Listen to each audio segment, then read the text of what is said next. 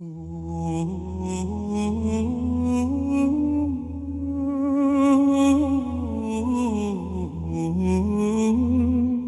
la ronde des causes, tu cherches un visage.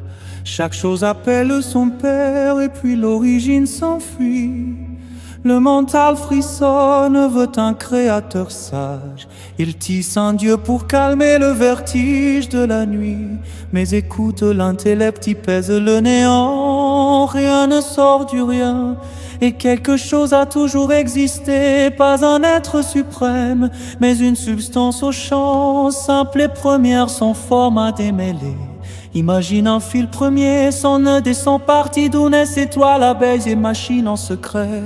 Tout ce qui brille, tout ce qui pense, tout ce qui agit, n'est que collision d'un même souffle discret. La grandeur n'impose pas qu'un dieu ait tout façonné.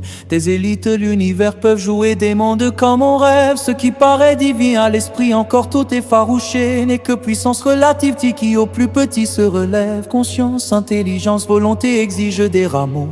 Une architecture d'un un intérieur compliqué. Ce qui est simple, éternel, ne porte pas ses drapeaux. Oh, la substance première n'est pas un être à idolâtrer. Les livres et les témoignages, les larmes, les chants racontent des rencontres et frôlant d'autres sphères. Mais croire sans examen, c'est laisser l'âme en suspens. C'est préférer la chaleur d'un mythe à la clarté de la terre. Alors marche lentement dans ce jardin des raisons. Goûte l'émerveillement sans lui coller une couronne. Apprends que tout système complexe porte sa saison et que quelque chose d'éternel demeure au creux de l'horizon. Viens comprendre, non pour posséder une foi figée, mais pour que ton esprit danse curieux, libre et lucide. Que la question vive, qu'elle porte la pensée, et que le vertige devienne chemin et non un guide.